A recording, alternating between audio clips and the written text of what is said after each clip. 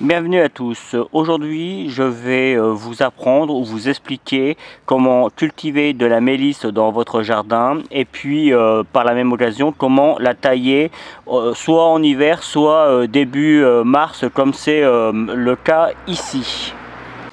Bien, je vais vous expliquer comment cultiver la mélisse. Alors moi c'est de la mélisse citronnée, mais il en existe plein d'autres variétés. Là, la mélisse citronnée a l'avantage d'avoir un petit goût citronné, mais la mélisse normale est très bonne également.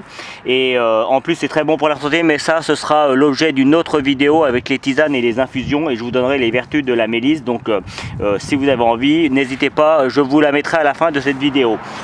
Donc pour cultiver la mélisse, c'est assez simple. Il suffit soit d'acheter des graines de mélisse, hein. Vous allez chez dans votre jardinerie et puis vous achetez un paquet avec les graines. Vous les semez dans un premier temps. Quand ils ont fait des petits rejets comme ça, vous les mettez dans des petits pots, hein. C'est plus simple. Et quand ils commencent à faire des petites pousses, vous pouvez les remettre à peu près partout.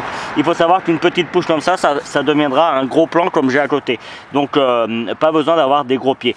Le plus simple franchement, c'est d'aller encore une fois dans votre jardinerie et d'acheter un petit pot de mélisse qui est déjà prêt.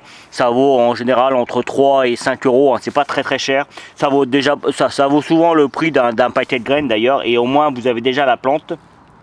Et il faut savoir qu'avec un seul pied de plante, après, vous pouvez le multiplier à volonté. En fait, une fois que vous avez un plant et qu'il est bien pris, vous pouvez le multiplier à volonté. D'ailleurs, comme vous pouvez le voir, ici, hop, j'ai mon gros plant. J'ai mon gros plant. Et ce que je vous montrais ici, là, c'est que des petites pousses de cette année qui commencent à prendre. En fait, la plante, ça fait un petit peu comme la menthe, ça se multiplie avec des racines, et si on ne l'arrête pas, eh ben, il y en a partout. Donc voilà, donc ça se multiplie très bien et ça se cultive très bien dans tous les sols.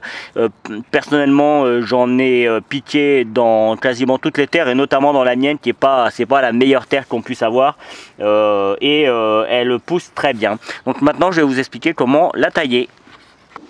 Déjà, pour commencer, il faut savoir que la mélisse se taille très bien. On peut la tailler fortement, comme on peut la tailler juste un peu, et elle reprendra tout le temps. D'ailleurs, comme vous pouvez le voir, là, c'est des pousses de l'année dernière. Et là, je vais essayer de vous trouver, voilà. Si on voulait avoir des graines ici, vous voyez, si on allait choper dans les petites feuilles, on trouverait des graines. Et voilà, ça repousse comme ça, et ça se fait tout seul, en fait. Donc là, le but, alors comme vous pouvez le voir, moi je l'avais déjà taillé un petit peu, mais il a besoin d'être retaillé.